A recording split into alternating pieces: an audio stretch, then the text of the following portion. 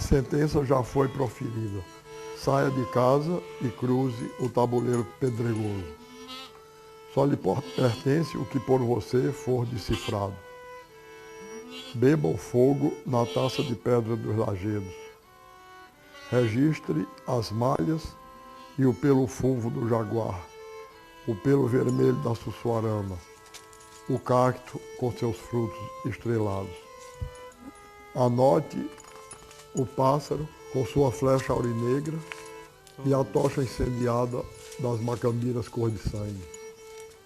Salve o que vai perecer, o efêmero sagrado, as energias desperdiçadas, a luta sem grandeza, o heróico assassinado em segredo, o que foi marcado de estrelas, tudo aquilo que depois de salvo e assinalado será para sempre e exclusivamente seu. Celebre a raça de reis escusos, com a coroa pingando sangue. O cavaleiro em sua busca errante, a dama com as mãos ocultas, os anjos com sua espada e o sol malhado do divino com seu gavião de ouro. Entre o sol e os cardos, entre a pedra e a estrela, você caminha no inconcebível. Por isso, mesmo sem decifrá-lo, tem que cantar o enigma da fronteira, a estranha região onde o sangue se queima aos olhos de fogo da onça malhada do divino. Faça isso sob pena de morte, mas sabendo desde já que é inútil. Quebre as cordas de prata da viola. A prisão já foi decretada. Colocaram grossas barras e correntes ferrujosas na cadeia. Ergueram o patíbulo com madeira nova e afiaram o gume do machado. O estigma permanece. O silêncio queima o veneno das serpentes e, no campo de sono ensanguentado, arde em brasa o sonho perdido, tentando em vão reedificar seus dias para sempre destroçados.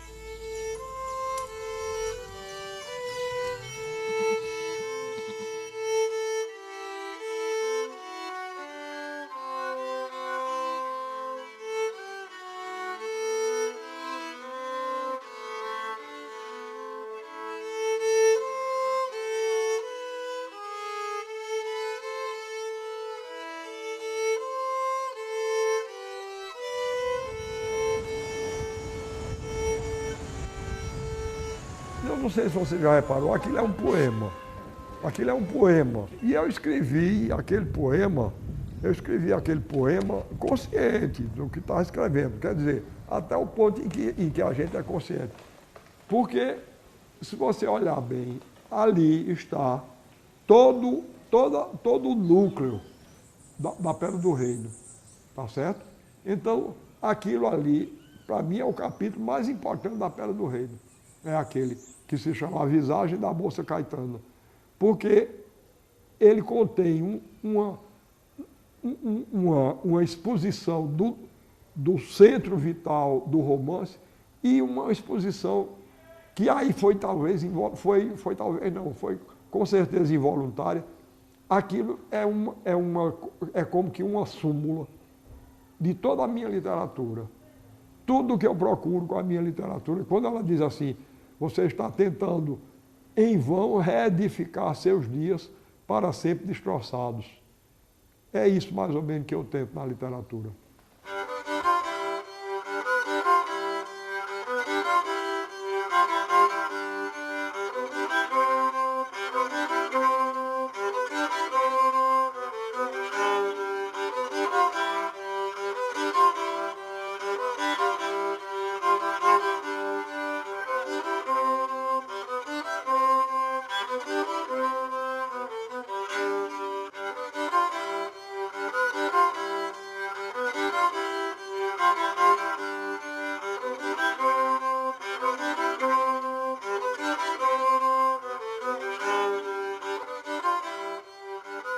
Meus irmãos eram homens, eram 4, comigo 5 homens. O primeiro chamava-se Saulo, o segundo chama-se João, o terceiro chamava-se Lucas, o quarto chama-se Marcos. Por esse motivo, pensou-se em me colocar o nome de Mateus, que é outro dos evangelistas. E depois, um nome do qual eu gosto muito, Pedro.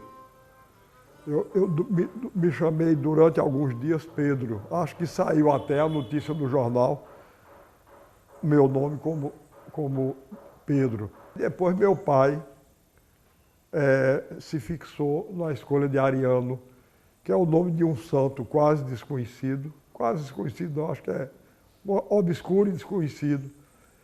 Ele foi um funcionário elevado na administração do Egito e converteu-se ao cristianismo, motivo pelo qual foi martirizado.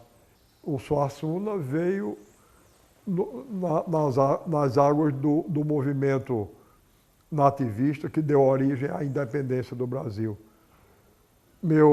A família do meu bisavô é originária de um engenho chamado Suassuna, o engenho Suassuna, aqui em Pernambuco.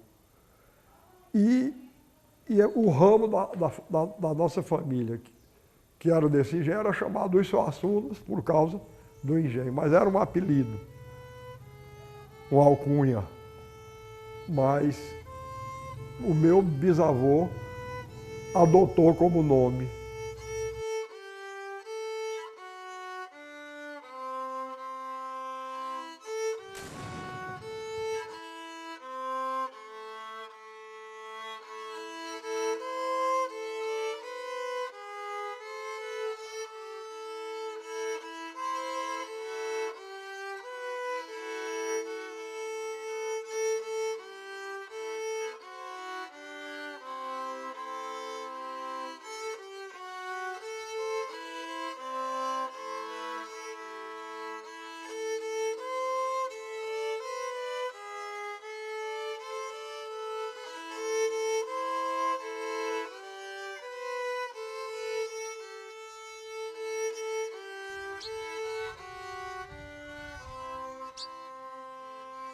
Evidentemente, esses assuntos aí em torno dos acontecimentos de 30 mexem muito com Ariano.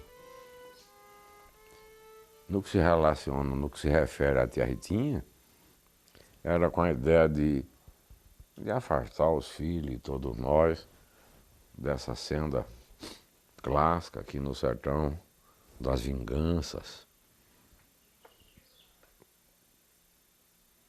por resposta familiar aos episódios mais agudos. Ela fez isso serenamente, sem nenhum espaventamento, sem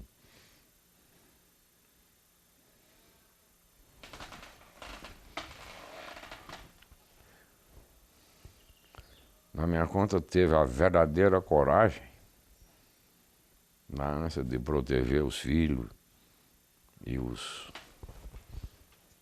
parentes mais próximos dessa atmosfera que era muito frequente acontecer no sertão antigo, né? E a compreensão do gesto dela,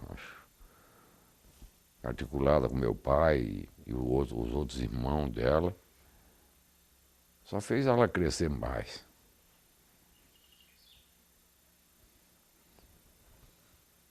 Na minha admiração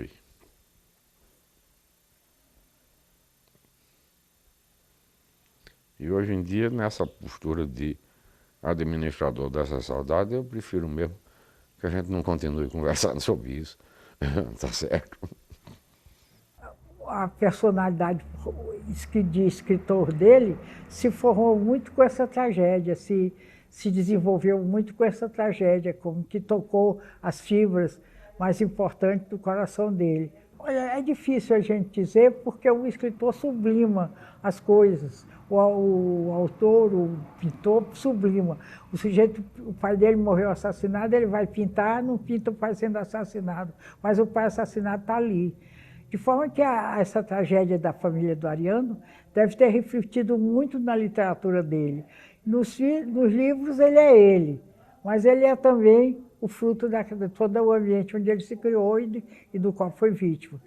Por isso que quando eu analisei a poesia dele, o título O Pai, o Exílio e o Reino, eu procurei, na leitura que eu faço dos poemas, são os 3 temas predominantes, né? O pai, quer dizer, a morte do pai e a ausência do pai. O exílio, porque na verdade você tem um escritor que sai do sertão e vai para a cidade grande e o mundo literário dele, o universo literário dele é o sertão, então ele está exilado, né? Esse exílio também é o exílio nosso, ele tem uma visão cristã do mundo, então o próprio exílio do homem aqui, né, nessa passagem efêmera sobre a terra. E o reino, porque existe sempre aquela perspectiva de redenção, né? Esse reino tanto é o reino da infância, o reino da Acauã, como é também a perspectiva de um reino futuro, em que ele talvez se reencontrasse com o pai.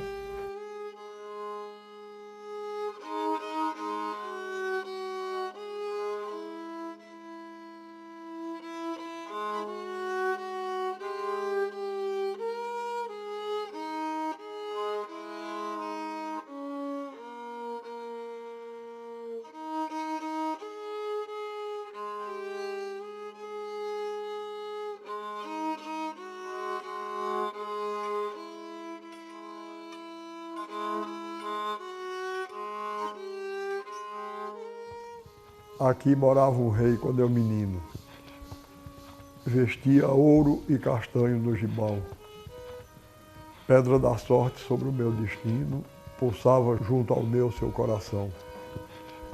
Para mim seu cantar era divino, quando ao som da viola e do bordão cantava com voz rouca o desatino, o sangue, o riso e as mortes do sertão. Mas mataram meu pai.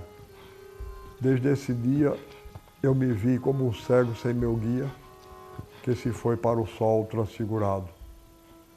Sua efígie me queima, eu sou a presa, ele a brasa que impele ao fogo acesa, espada de ouro em pasto ensanguentado.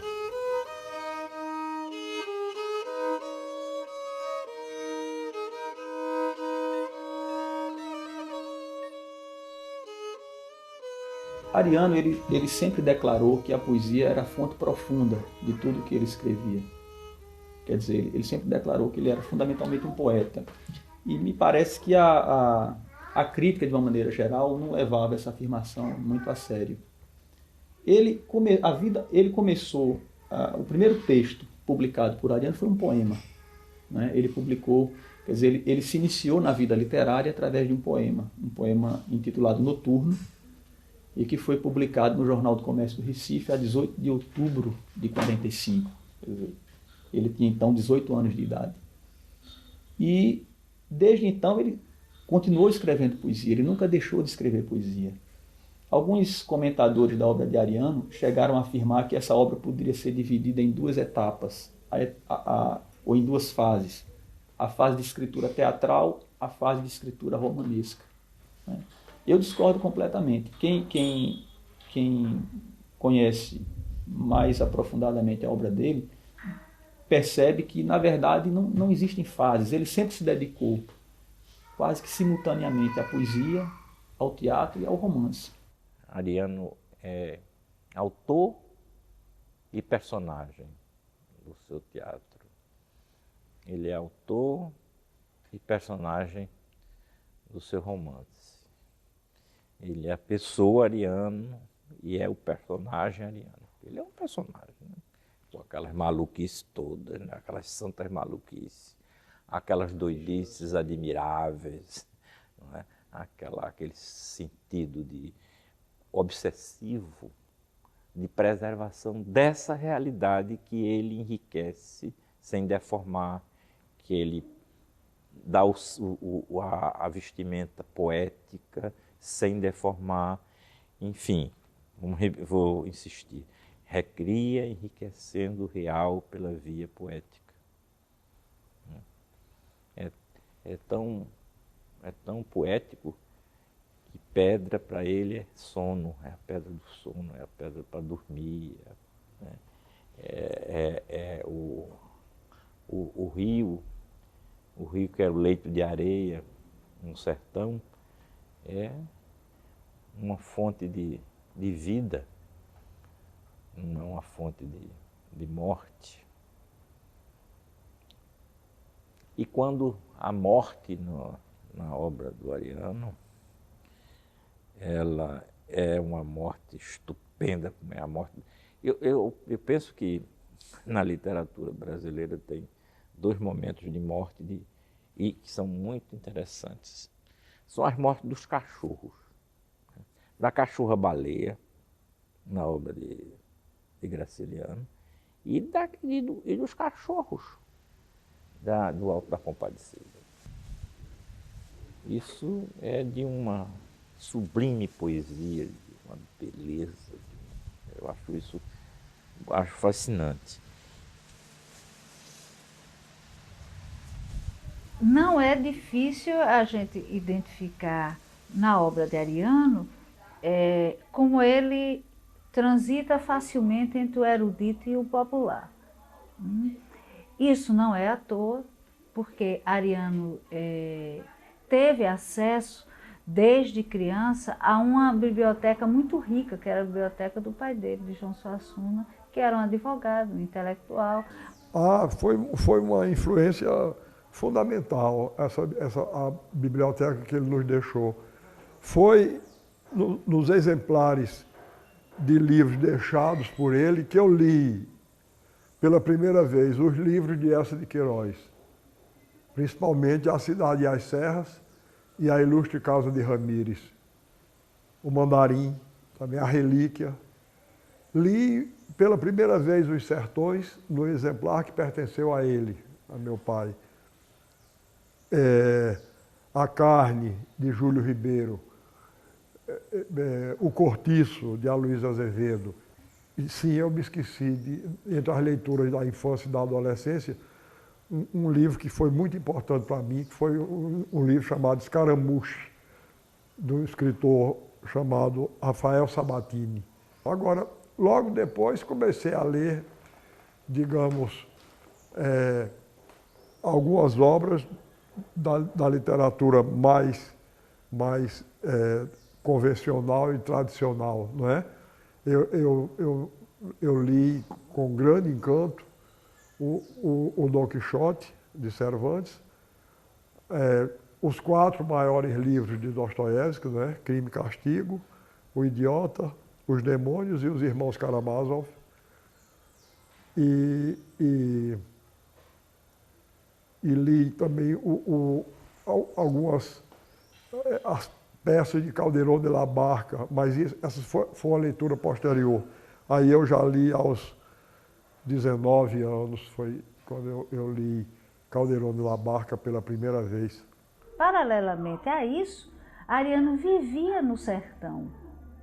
Então ele via a passagem dos circos, não é? A montagem de peças populares nos circos, não é? Personagens que marcaram muito o imaginário de Ariano.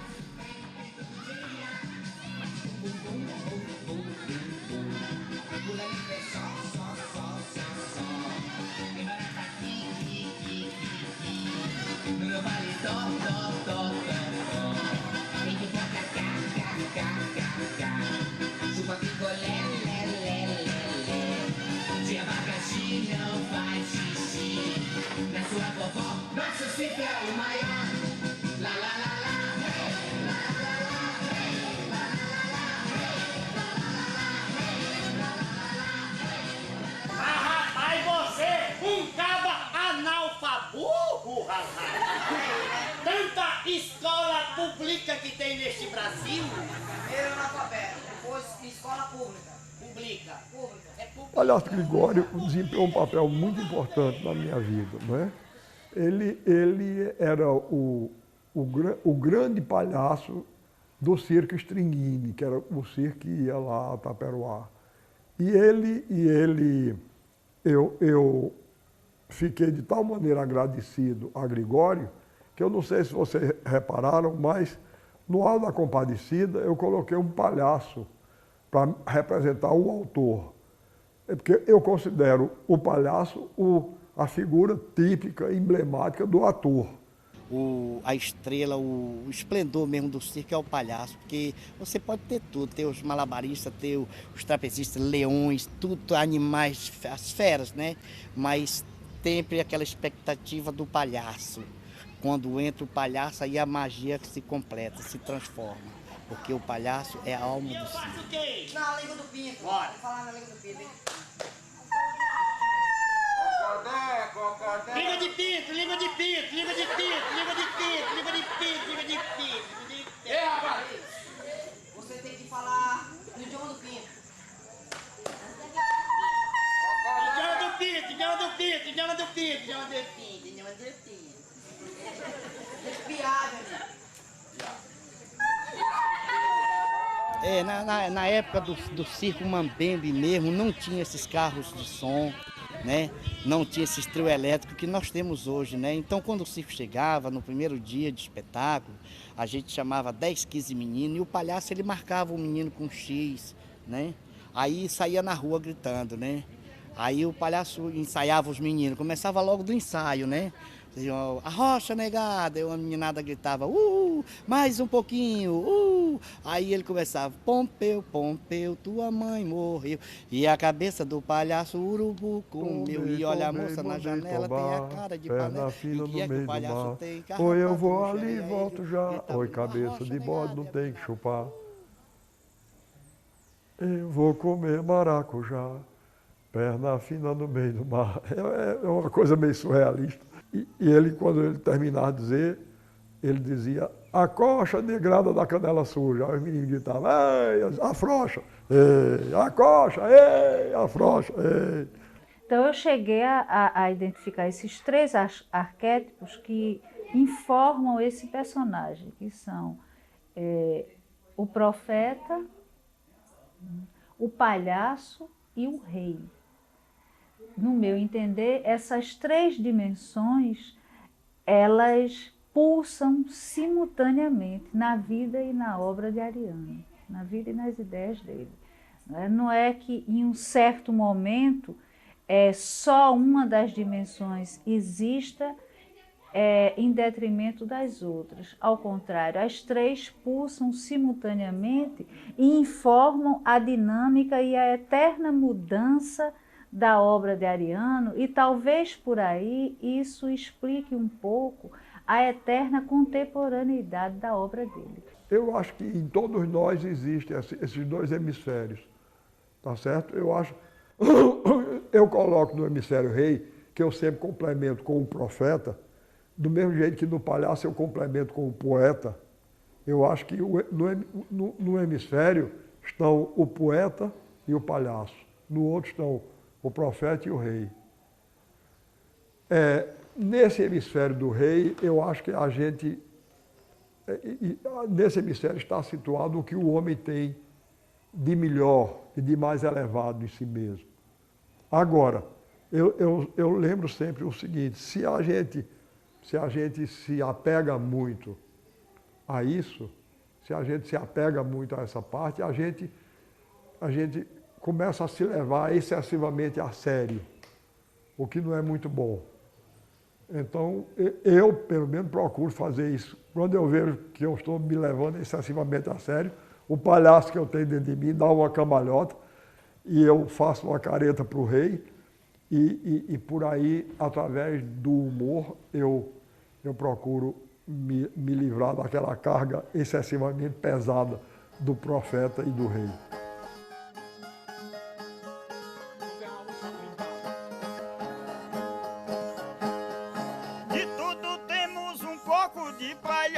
De cientista, de professor, jornalista, de saibastista e de louco, veneciano e barroco, de rei, mendigo e profeta. A sua rima completa a beleza do seu cântico, apaixonado e romântico, assim é todo poeta. De pescador e vaqueiro, de eleitor e político, de analista e de crítico, de crente e de cachaceiro, de santo, de macumbeiro, de turista e vendedor, humorista e escritor, cangaceiro cachaceiro e tangerino, adulto, velho e menino, assim é o cantador. O poeta cantador consegue na cantoria falar de mitologia, de história de amor, de alegria e de dor, dele próprio menestrel, do soldado ao coronel, de príncipe o reino encantado, do presente e do passado e registrar no cordel. Cordel na alma da gente é história, sentimento, fonte de conhecimento que vive sempre presente. Raio de luz reluzente, folclore e literatura, é ciência e é cultura, jornalismo, educação. Pra quem quer informação, o cordel também é cultura. Na minha opinião, as duas raízes mais importantes da cultura brasileira são a raiz barroca e a raiz popular, que às vezes, aliás, se encontram. Eu não sei se vocês sabem disso, mas uma das estrofes principais usadas pelos cantadores e poetas populares do Nordeste é a mesma usada pelos grandes poetas barrocos do século de ouro espanhol. É a 10ª que Calderón de la Barca usava e que os nossos cantadores usam. Então eu herdei, ao mesmo tempo, do barroco e do popular, eu herdei essa visão do mundo como um teatro ou um circo. Porque no meu universo, o circo e o teatro formam uma coisa só. O grande pensador barroco brasileiro, Matias Aires, ele tem uma frase que eu acho maravilhosa, repare que reflexão extraordinária. Que são os homens mais do que aparências de teatro? Que são os homens mais do que aparências de teatro? A vaidade e a fortuna governam a farsa desta vida. Ninguém escolhe o seu papel. Cada um recebe o que lhe dão. Aquele que sai sem fausto nem cortejo, e que logo no rosto indica que é sujeito à dor, à aflição e à miséria, esse é o que representa o papel do homem. A morte, que está de sentinela, numa das mãos segura a foice fatal, na outra o relógio do tempo. E com a foice, de um só golpe, certeiro e inevitável, dá fim à tragédia, fecha a cortina e desaparece. Bonito, né? Isso é de Matias Aires. Agora, do outro lado, um cantador que se chamava Luiz de Lira, ele tem um folheto onde ele diz: este mundo é um teatro de nobre e dura beleza. Seu pobre grupo de atores sofre dor, fome, tristeza, mas aumenta as projeções do cine da natureza. Olha que coisa mais bonita, não é? Aumenta as projeções do cine da natureza. É isso que a arte faz, não é? A arte acrescenta com a sua luz as coisas da realidade.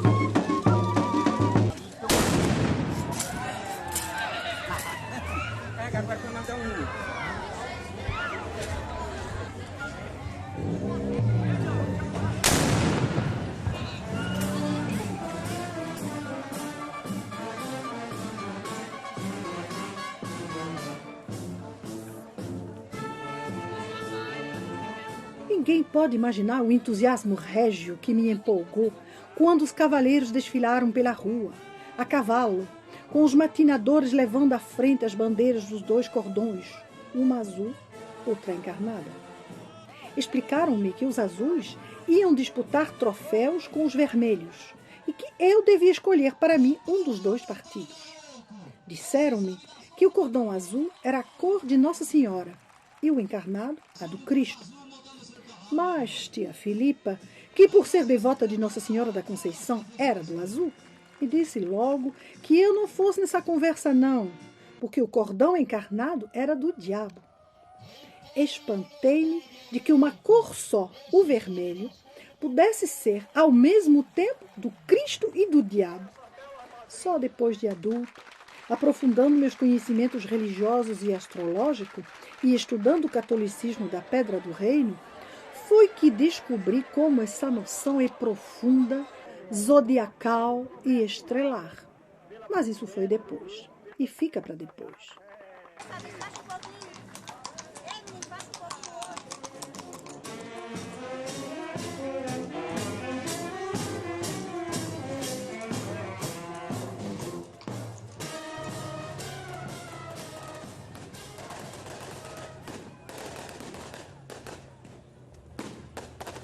Olhe, eu na década de 50, eu tentei escrever uma biografia do meu pai, mas não consegui levar adiante.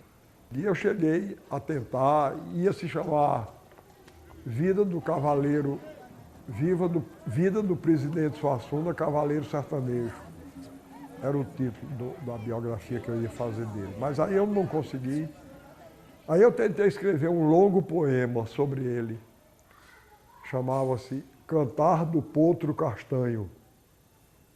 Mas eu também não consegui. Já dava um distanciamento maior. Aí eu deixei aquilo para lá e pouco tempo depois eu comecei a tomar as notas, as primeiras notas, para aquilo que seria depois o Romance da Pedra do Reino. Só depois de eu concluir a 3ª versão, que é aquela que foi publicada, é a 4ª ou 5ª, foi que minha irmã Germana, lendo, me chamou a atenção para o fato de que alguma coisa da biografia de meu pai e da biografia de pessoas da família de minha mãe estavam lá. Eu então, aí alertado por ela, eu vi que ela tinha razão, eu acentuei um pouco, de maneira que não é que os Quadernos sejam os Suassuna, não é que os Garcia Barreto sejam os Dantas de lá, mas eles têm alguma coisa das 2 famílias. O que levou, inclusive, a muitas confusões e a interpretações equivocadas sobre posições do Ariano Suassuna, posições políticas e posições estéticas, etc. Muita gente confundiu o Quaderna com o Ariano, né? Então, o Quaderna se dizia um monarquista, então o Ariano necessariamente era monarquista por conta de Quaderna. Quer dizer, começaram a atribuir a Ariano, começaram a dizer que as opiniões de Quaderna, os gostos literários de Quaderna, os gostos estéticos, começaram a confundir essas opiniões de Quaderna com as opiniões de Ariano. Na verdade, Quaderna tem muito de Ariano? Tem. Né? Mas é preciso perceber que ele não é ariano. Eu recebi a Pedra do Reino, naturalmente. Li, achei que era um livro extraordinário. Mais uma vez, com uma técnica inteiramente nova na narrativa. E o fundo historiográfico que o livro tinha, que também é uma novidade no Brasil, porque o chamado romance histórico no Brasil, em geral, é um romance jornalístico, né? O autor conta os fatos, apresenta os personagens, mas aquilo é uma coisa muito superficial. Ao passo que o Ariano Suassuna inventou um estilo metafórico para descrever fatos reais. E, portanto, ele transportou aqueles acontecimentos da política paraibana e pernambucana para um plano altamente literário, inclusive com grandes discussões teóricas, a menção de livros realmente existentes. O livro todo é construído, então, nesses 2 planos, o realismo mágico e o realismo propriamente dito. O sertão e a ideia do sertão. O sertanejo, não o sertanejo que cuida do gado no campo, mas o sertanejo como político, como intelectual, porque há dois intelectuais, ou três, de grande importância no volume. E o milagre, se é milagre, é que ele tenha conseguido homogeneizar esses diversos elementos que são contraditórios num texto único, num texto realmente coerente e de grande equilíbrio interno. O romance da Pedra do Reino, ele é um romance todo ilustrado. Aquelas ilustrações são ilustrações do Ariano, que ele atribui a um personagem do romance, que é irmão do Quaderno, o Taparica Quaderno, irmão do Pedro Quaderno, que é um gravador popular, né? E aquelas gravuras, elas fazem parte da narrativa. O Quaderno, ao longo do romance da Pedra do Reino, ele vai prestando um depoimento ao juiz corregedor. E no decorrer desse depoimento, ele procura lançar a mão das gravuras para corroborar as suas opiniões, as suas afirmações. Então ele pede para que os desenhos, as gravuras, sejam anexadas, né? As gravuras sejam anexadas aos autos do processo. Então há uma intenção explícita aí de complementação, né? do universo literário com o universo pictórico. Agora, em mim, eu continuo a ser um escritor que ilustra seus trabalhos, porque se você me mandar fazer um desenho, eu não sei fazer, não. Em mim o desenho surge da imagem literária. Uma das qualidades maiores do Ariano como escritor é a autenticidade dele como escritor brasileiro da língua portuguesa. Ele manobra a língua, ele maneja a língua com a graça, com a facilidade e com conhecimento profundo. Você lendo o Ariano, você está vendo um pernambucano falar, um cearense falar, é um nordestino perfeito. Olha, para nós, acho tanto para Ariano como para mim, o sertão é a pátria. Onde a gente nasceu, o que a gente ama, da qual a gente se orgulha, ou fica danado quando as coisas não dão certo, é o sertão. É a pátria comum, é a noção de pátria reduzida. Em vez de ser o Brasil, esse Brasilzão todo, na verdade nós somos nordestinos.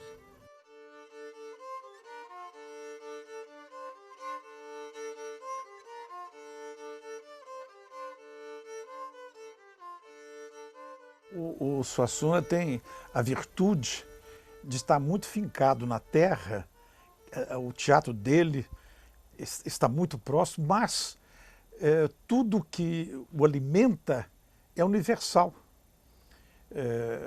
Não só uma crença que é universal, mas o seu espírito é todo voltado, não é, para a humanidade em geral. Então ele sai do que seria um pobre regionalismo, que não é a matéria dele, não é, para fazer uma contribuição excepcional. Ariano não fez do regional um espartilho, né? Ele não tendo caído no caipirismo, que é uma deformação do regional, nem tendo descambado para o provincianismo, que é uma corruptela do que seja província, espírito de província, provincial. Ele não aprisionou o real. Ele fez um processo de recriação, de enriquecimento poético do real. Então é preciso cuidado com a palavra regionalista, no sentido de não torná-la estreita demais. É preciso distinguir, então, um regionalismo muito mais amplo, um regionalismo de ideias, que é o caso do Suassuna, e um regionalismo de observação, por assim dizer, geográfica ou climática, ou o que for, não é?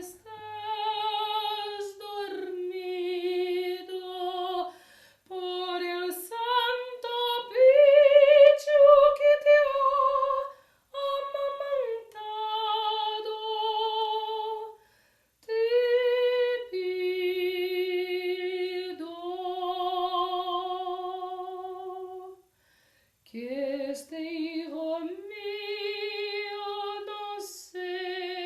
o Dom Quixote era uma obra mais do que nacional, era uma obra local. Agora, ela é universal, porque o homem é o mesmo em todo canto.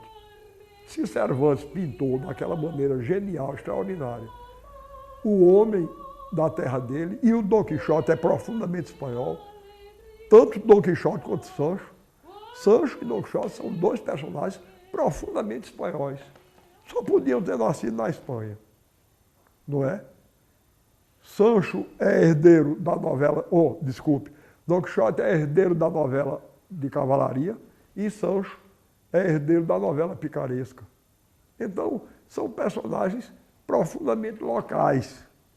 Agora, todos os dois são universais, assim como a própria novela escrita por Cervantes é universal, por causa da quantidade de sonho humano que tem ali. E o sonho humano é o mesmo em todo canto. Adjunto e trabalhadores, e a voz dos aboiadores do meu pedaço de chão. E o povo do Piauí, Pernambuco, os companheiros, essa festa continua. Olha a terra e olha a lua e vejo a vida dos vaqueiros, o gado. Euclides da Cunha é também meu percursor, como José de Alencar. É recusado ao mesmo tempo pela direita e pela esquerda, e ainda foi membro da Academia Brasileira de Letras, com essa autoridade que o torna indiscutível. Ela nos demonstra no seu tratado Os Sertões que o nosso sertão tem uma face de inferno e paraíso. Acontece, porém, que Euclides da Cunha, por mais genial que fosse, era apenas um precursor meu. Não era astrólogo e decifrador. Nem era o gênio da raça brasileira, de modo que não sabia que, na verdade, a face do sertão é tripla e não dupla. É o inferno, o purgatório e o paraíso. Isso é uma brincadeira que eu tirei ao mesmo tempo com o Quaderno, com Euclides da Cunha e comigo, tá certo? Você sabe que o Quaderno é megalomaníaco, né? Ele tem mania ele então quer se considerar superior a Euclides da Cunha. E como Euclides da Cunha diz que o sertão tem uma face de inferno e outra de paraíso, ele imediatamente achou que devia se mostrar superior a Euclides da Cunha por saber que a face era tripla. Inferno, purgatório e paraíso. Por outro lado, isso era uma brincadeira comigo, porque, de certa maneira, eu estava tentando mostrar uma linhagem da qual eu descendo. Não estou dizendo com isso. Quando eu falo que descendo da mesma linhagem de Euclides da Cunha, não estou dizendo que sou do mesmo tamanho, não. Estou dizendo que sou da mesma família. E uma figura dessa linhagem paterna minha é Dante.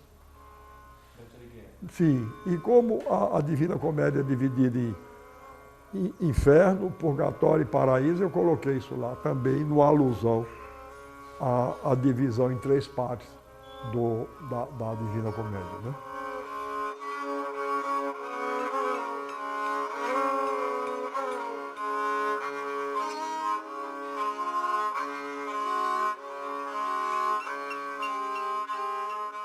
Eu parto sempre, para a minha análise do processo histórico brasileiro, eu parto da distinção do Machado de Assis entre o Brasil oficial e o Brasil real. O que aconteceu em Canudos foi que o Brasil real levantou a cabeça lá o Brasil Oficial foi lá e cortou a cabeça do Brasil Real, como sempre acontece nesses momentos. Como aconteceu em Palmares, como aconteceu na Pedra do Reino, como aconteceu no Contestado. Não é? Quer dizer, então, é por isso que eu acho que o episódio de Canudos é tão significativo, porque ainda hoje, mesmo sem ser nos arraiais do campo, quando eu vejo no cinema ou na televisão a polícia cercando as favelas nas grandes cidades brasileiras, eu vejo nas favelas outros tantos arraiais de Canudos, que estão lá com todas as suas qualidades e todos os seus defeitos. Mas é o Brasil Real que está ali e o Brasil Oficial que está cercando. Então, eu considero o movimento de Canudos como símbolo e como emblema a coisa mais importante que aconteceu. Se você não entender Canudos, você não entende o Brasil. E mais ainda, você não entende nem o que está se passando no mundo. Porque cada um de nós, todos nós brasileiros privilegiados, brancos e poderosos, nós pertencemos ao Brasil Oficial, a gente queira ou não queira. A gente pode nascer no Brasil Oficial e ser formado por ele, como Euclides da Cunha foi, como eu fui. E pode tomar o partido do Brasil Real, como ele tomou e eu tomo. Mas o Brasil Real é o do povo pobre. Então, você na sua casa, você tem na cozinha, no lavador ou no jardim, você tem pequenos arraiais de Canudos. De maneira que é preciso a gente ter muito cuidado quando, na casa de qualquer um de nós, um brasileiro branco, rico e poderoso oprime uma empregada doméstica negra e pobre, é o Brasil Oficial que está oprimindo e explorando o Brasil Real.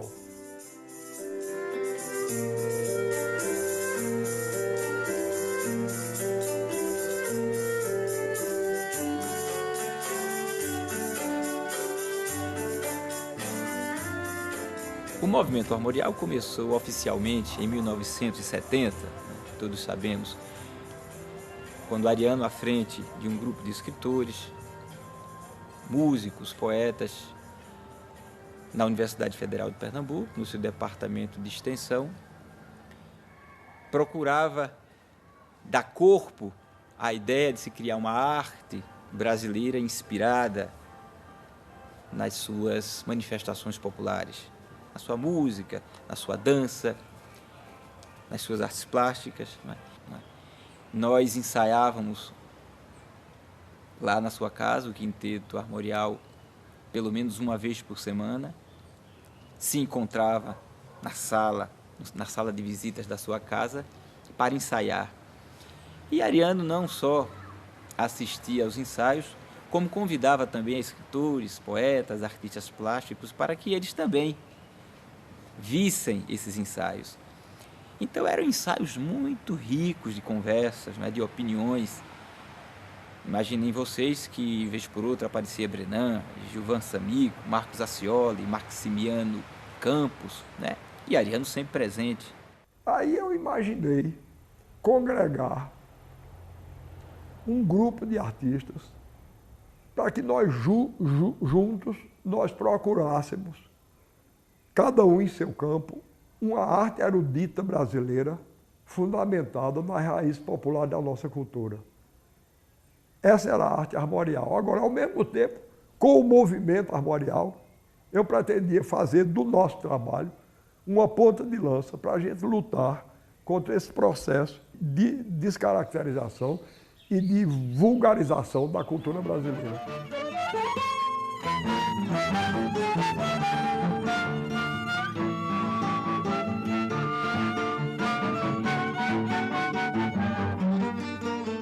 Eu acho que a música armorial é um momento precioso no Brasil, em que nós começamos a pensar realmente o Brasil como uma proposta nova de cultura.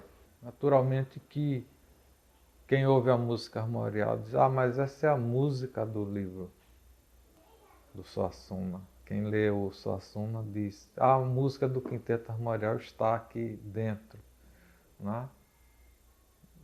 Eu acho que está como o núcleo está. Né? O núcleo está em muitas manifestações artísticas, até na pintura, nas estilogravuras.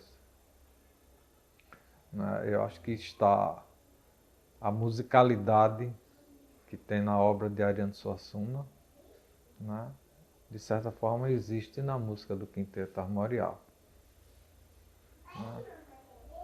E cada vez mais eu tenho notado que a literatura de Ariano ele tenta, né, acrescentar e chegar mais perto de um espírito musical.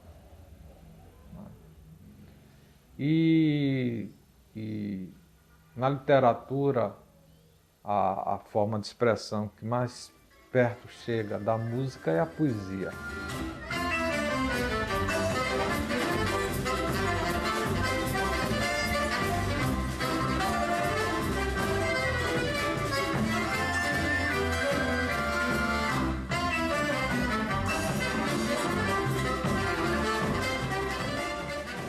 Na época do que foi lançado o movimento armorial, na década de 70,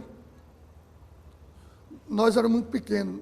Os que hoje, o mais velho, talvez, entre nós que segue com essa linha do movimento armorial era Antônio Nóbrega, né? E Madureira. Agora, por exemplo, eu, Romero de Andrade Lima, Carlos Newton Júnior, nós hoje pegamos a estética armorial e interpretamos da nossa forma. Para mim, eu não vou para o armorial vai para onde eu for, entendeu? Eu vejo desse jeito. Se eu for para um lado, ele vai comigo, entendeu? Tão natural é essa linha de absorção que eu tenho, né? Porque tudo que que eu fui absorvendo através dos anos, agora está saindo, né? Com a maturidade, né?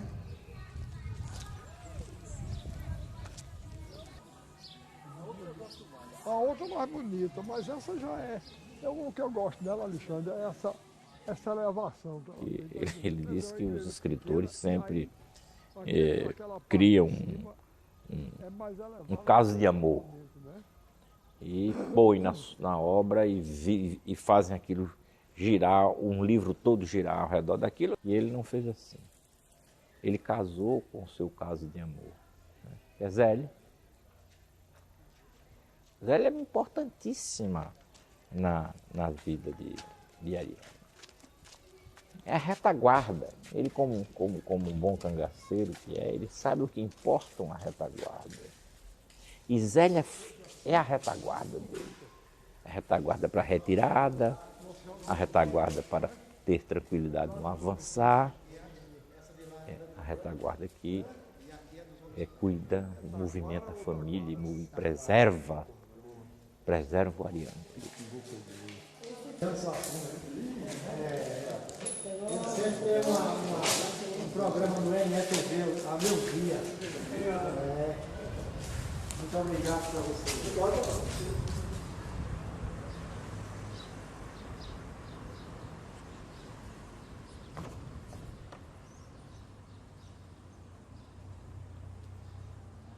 Por exemplo, a reação dele quando foi ao Palácio do Governo, em João Pessoa. Às vezes ele foi entrar no palácio, lá no palácio, e estava de manga de camisa. Né? O guarda o impediu. O senhor não pode entrar aqui sem gravata e sem paletó. Ele disse, bobagem, meu filho. Eu já dei até nura aqui. Veja como ele respondeu. Não mencionou o pai, o caminho que ele fez. Veja bem, a gente daqui, a reunião acho que foi aqui. Agora daqui a gente saiu. Foi aqui. Agora depois daqui a gente saiu para um lugar onde tinha um vão assim, com a escada, e a gente passou e tinha uns retratos. Inclusive tem o retrato do meu pai. Tem uma passagem assim, onde tem uma coisa circular assim, que a gente passa e tem retratos também.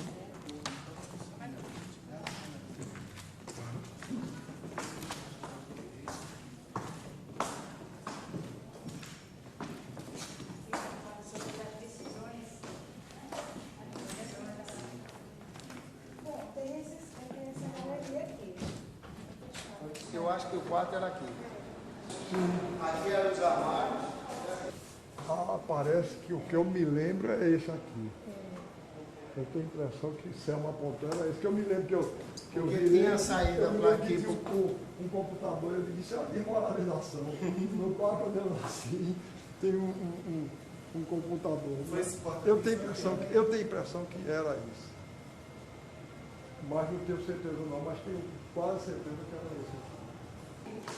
De 1904 a 1903. Não é porque a gente falou ali, mas ali está fechado. Solano Lucena. Ele foi auxiliar de Solano Lucena. Agora que estamos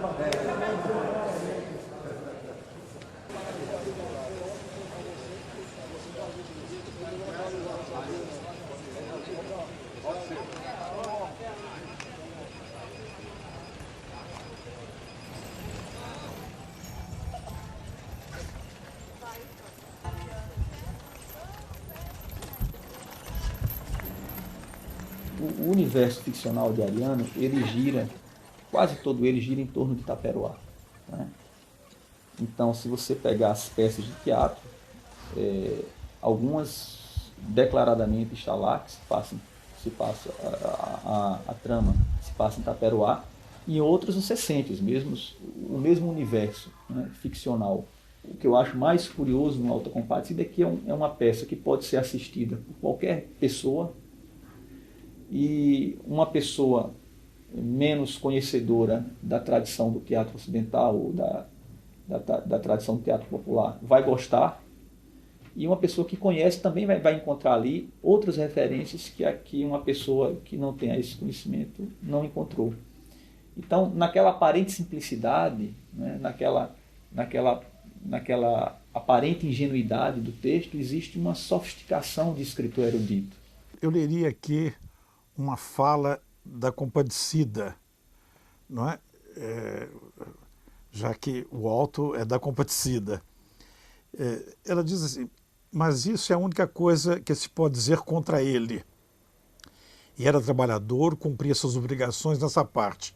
Era de nosso lado, e quem não é contra nós é por nós.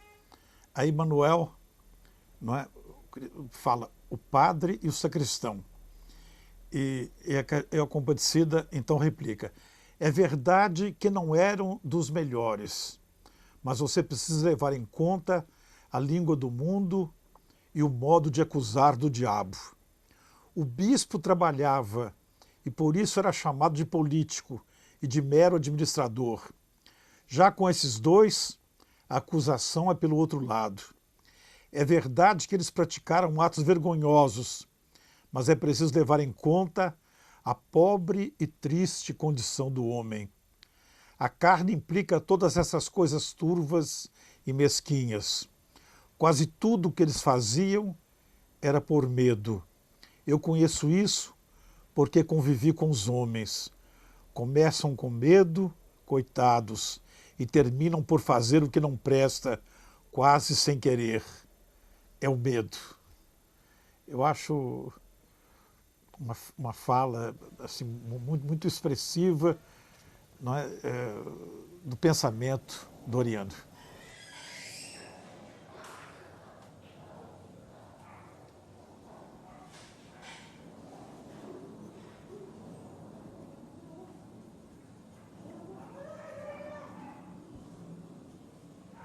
Quer dizer, o mesmo Ariano presente na obra é o mesmo homem. Por isso eu jamais poderia entender as ideias sem entender a vida dele, né? Quem convive com Ariano no dia a dia percebe uma total coerência entre as duas dimensões. Cuidado com que Ariano cria a literatura dele É o mesmo cuidado que ele tem em se relacionar, em chegar junto de nós.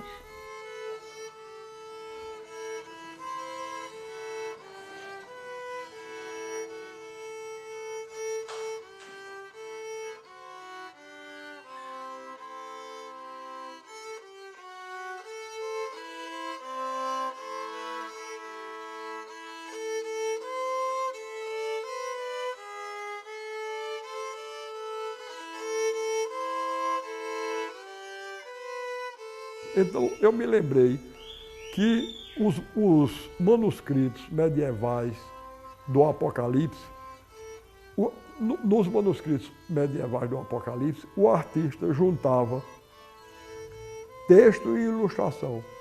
E ele chamava iluminuras. Aí, como a minha gravura é um misto de iluminura, eu procurei fundir a iluminura medieval com a gravura popular nordestina e com os processos modernos de gravar pela luz. Então eu chamei iluminogravura. E foi daí que hoje eu faço dois tipos, a estilogravura em preto e branco e a iluminogravura que é em cor. Este chama-se Abertura sob Pele de Ovelha. Você percebe aqui nos títulos, no título, o alfabeto armorial, o alfabeto sertanejo, feito a partir dos ferros de marcar bois. Você vai perceber que essa ilustração ela é toda baseada no universo pictórico da pré-história brasileira. Alguns desses desenhos são identificáveis. Esses dois, por exemplo, estão na Pedra do Ingá, este que lembra uma espécie de cacto e este que lembra um candelabro. Então você tem sóis, luas, né, frutos, e estrelas, né? E aqui o poema que eu vou ler, o belo soneto que está aqui. Falso profeta, insone, extraviado, vivo cego a sondar o indecifrável. E já guarda a sibila inevitável, meu sangue traça a rota deste fado. Eu, forçado a ascender, eu mutilado, busco a estrela que chama inapelável.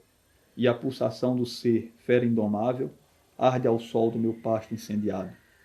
Por sobre a dor, a sarça do espinheiro, que acende o estranho sol, o sangue do ser, transforma o sangue em candelabro e veiro. Por isso não vou nunca envelhecer. Com meu cantar, supero o desespero. Sou contra a morte e nunca hei de morrer.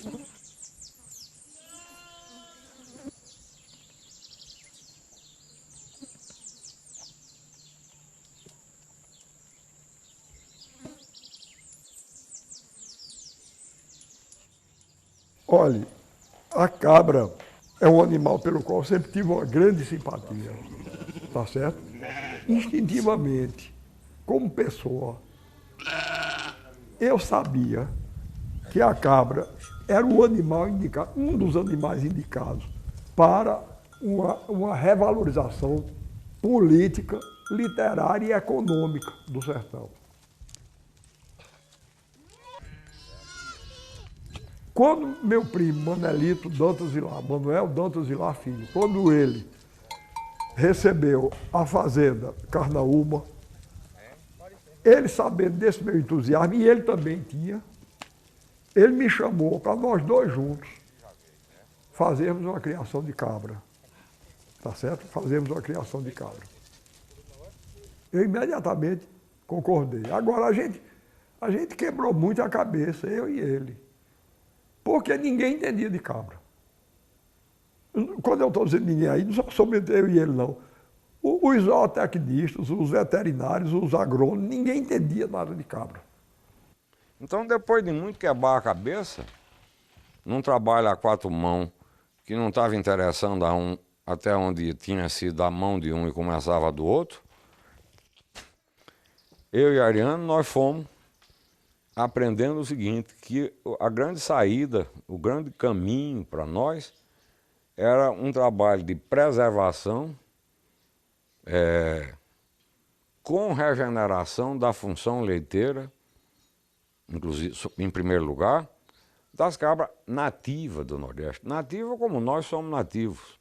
Quando a gente começou a criação de cabra, tinha duas expressões que a nós nos irritavam profundamente. Quando eles queriam valorizar uma cabra, eles diziam, essa cabra é POI, pura de origem importada. Aí, Manelito,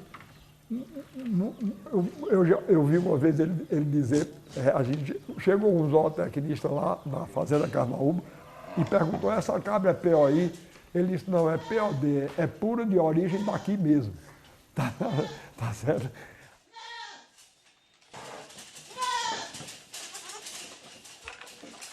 Achei até muito bom da última vez que ele esteve por aqui. Eu achei danado de bom a proposta que ele fez para que a gente ficasse nomeando essas cabras. Porque chamava a parda sertaneja, a mochotó ou branca sertaneja, a graúna ou negra sertaneja. Ele disse, nós somos criadores de cabras ibero-brasileiras, vermelha, branca, preta e azuis, negra e azuis. Eu achei uma beleza, né? É a cabeça sensível de Ariano mesmo que pode fazer essas síntese, né? As cabras nossas são ibero-brasileiras como nós, tá certo? Como o povo brasileiro, né?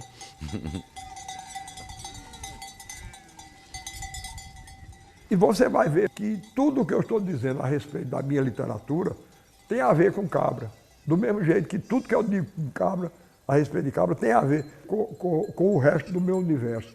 No meu caso, quando eu escrevi o Alto da Compadecida, me baseei em folhetos cujas versões orais tinham vindo para cá desde o século XVI, do mesmo jeito que as nossas cabras. Então, o cantador, os grandes cantadores, como Dimas Batista, Francisco Romano do Teixeira, Inácio da Catingueira, não é? Eles são a mesma coisa na literatura que a cabra gurgué, a cabra graúna.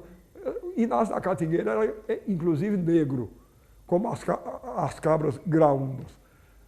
Está entendendo? Francisco Romano era pardo, como as gurguéias. Tá certo? Então, essa literatura que o pessoal não dá importância. Eu dei importância, desde o começo da minha vida de escritor, eu dei importância, do mesmo jeito que dei importância à cabra nativa.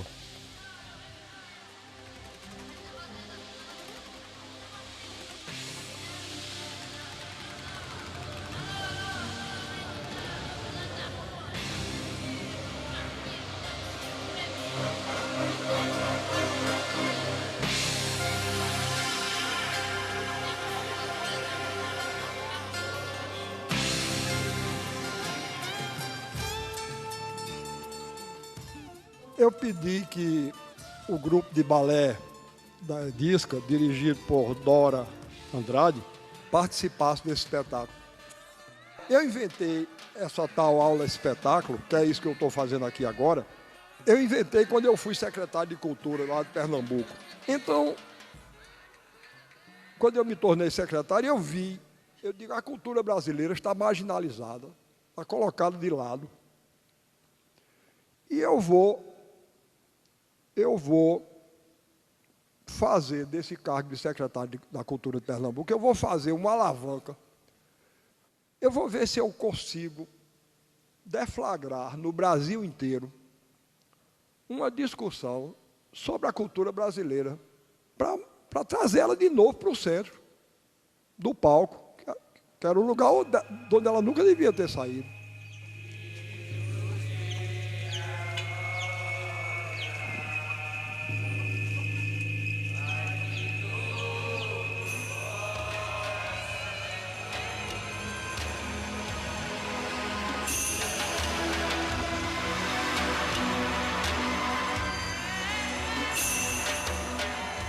Então, eu estou mostrando isso para mostrar que, por trás da festa do povo brasileiro e por trás da festa que, consequentemente, aparece nos meus livros, existe uma reivindicação ética e política, inclusive. Tá certo?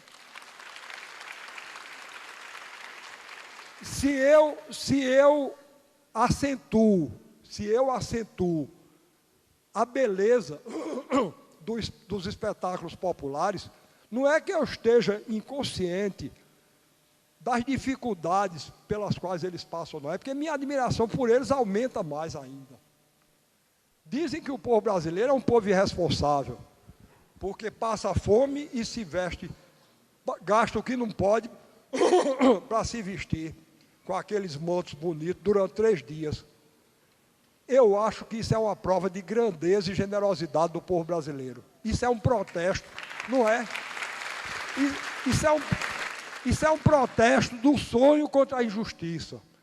Eles estão mostrando, com isso, que têm direito a uma vida digna e justa. E eles dizem, inclusive, eles se vestem com pedras falsas. São pedras falsas, mas são muito mais valiosas do que as pedras chamadas verdadeiras dos ricos, porque ali tem uma quantidade maior de sonho humano. Tá certo? Não é verdade? Fala para vocês.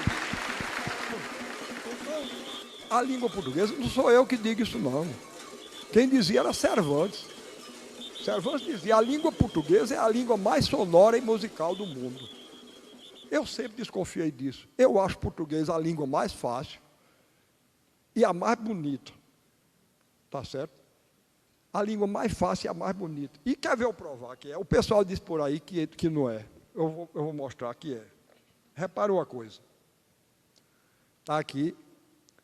Se eu pegar o analfabeto mais ignorante de Fortaleza, eu mostrar isso a ele, ele diz, eu digo, o que é isso? Ele diz, é um livro. Mas se for em inglês, não é. É book. Olha que coisa horrível. E se escreve book. Não é? Estão conversando? Isso é uma conversa. Olha book. E escreve book. Que língua horrorosa. Eu já disse isso várias vezes na Alemanha. Se eu nascesse na Alemanha, eu era mudo. Porque aquela língua eu não aprendia, não. Tá certo? Deus me livre e guarde de nascer no lugar daquele. Deus sabe o que faz. Foi ótimo fazer eu nascer aqui. Era o único jeito de eu falar. Porque era a única língua que eu aprendia. Mas bem, eu digo isso porque eu estou preocupado. Eu estou preocupado com a invasão que a língua portuguesa está sofrendo.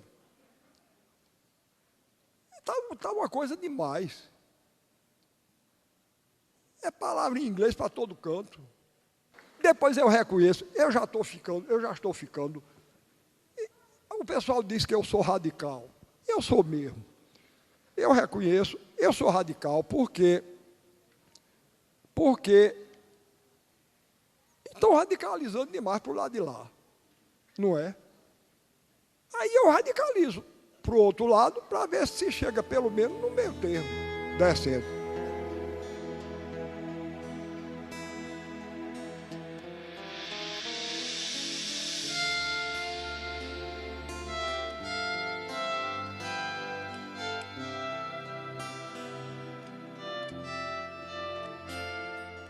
Eu só vou terminar. Um país que tem uma arte dessa precisa imitar ninguém. Não é? Hein? Pronto, quando Dora faz um espetáculo como esse, então ela está indicando também um caminho político para o país. Isso aí, é isso aí. Eu estou acabando. Essa aqui, eu fiquei com essa junto, porque essa para mim é um símbolo, tá certo? Essa aqui é um símbolo. Porque, veja bem, eu já estou mais para lá do que para cá. Eu fui formado no Brasil Oficial, queira ou não queira. Eu sei que eu já estou perto, mas uma figurinha como essa, tá certo? Isso é um símbolo, esse espetáculo é o símbolo do que o Brasil pode ser. Do que o Brasil deve ser, do que o Brasil vai ser. Tá certo? Vai ser.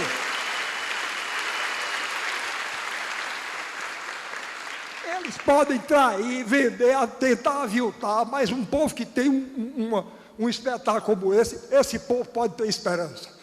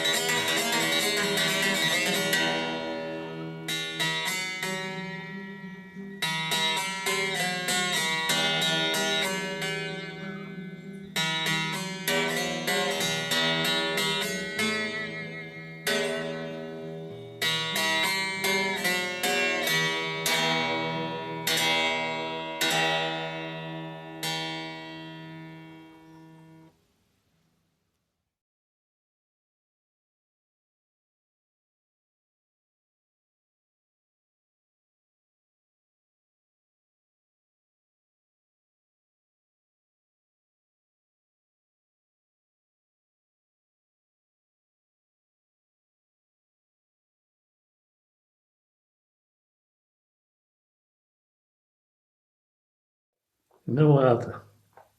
Ela agora está morta. Eu não sei mais se está mesmo apaixonado por ela naquele tempo. Mas tivesse. Era a paixão que não derrubava as outras. Pensei que acrescentava as outras. Não, tomava um lugar nenhum ao outro. Talvez estivesse mesmo apaixonado por ela, e acho que ela respondia com a paixão de uma amiga. Pelo menos no dia que ficou valendo como leve relação. Um dia que nunca se transformou numa data, que se perdeu num mês qualquer, um ano cada vez mais remoto e impreciso. Um dia nítido e lentão, situado num tempo que se perdeu completamente.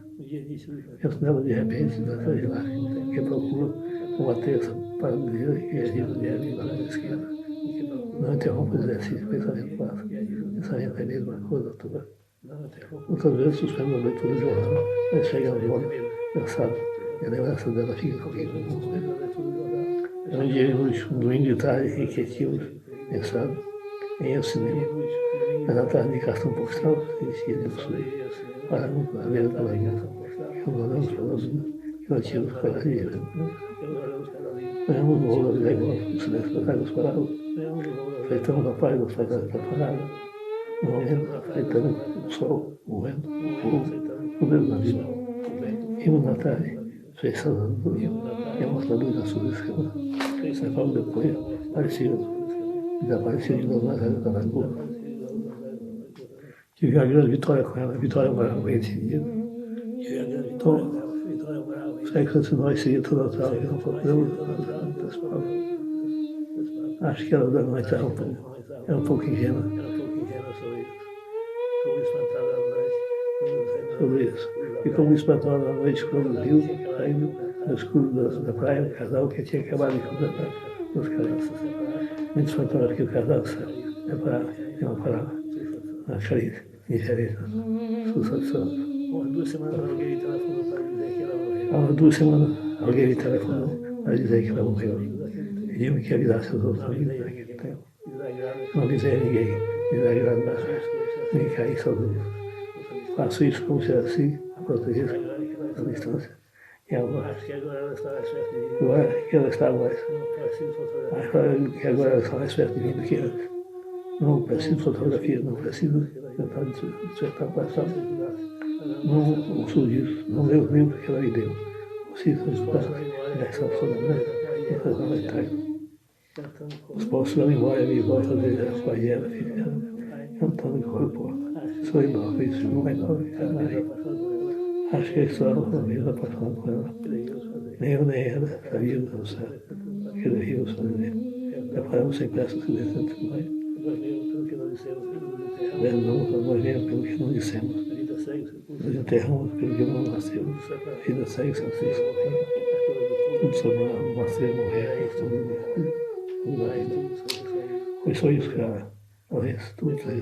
Aí, no meio rápido. E depois, de novo, o silêncio das águas furadas.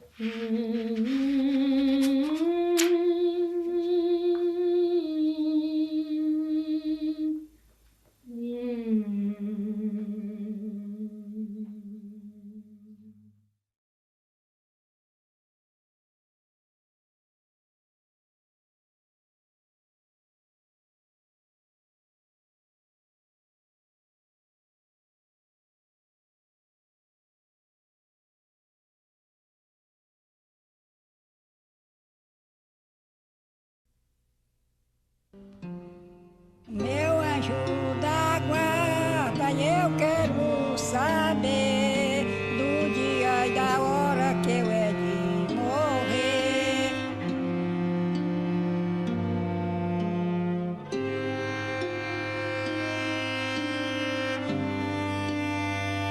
Eu é de morrer quando Deus for servido. O meu anjo da guarda, meu Jesus.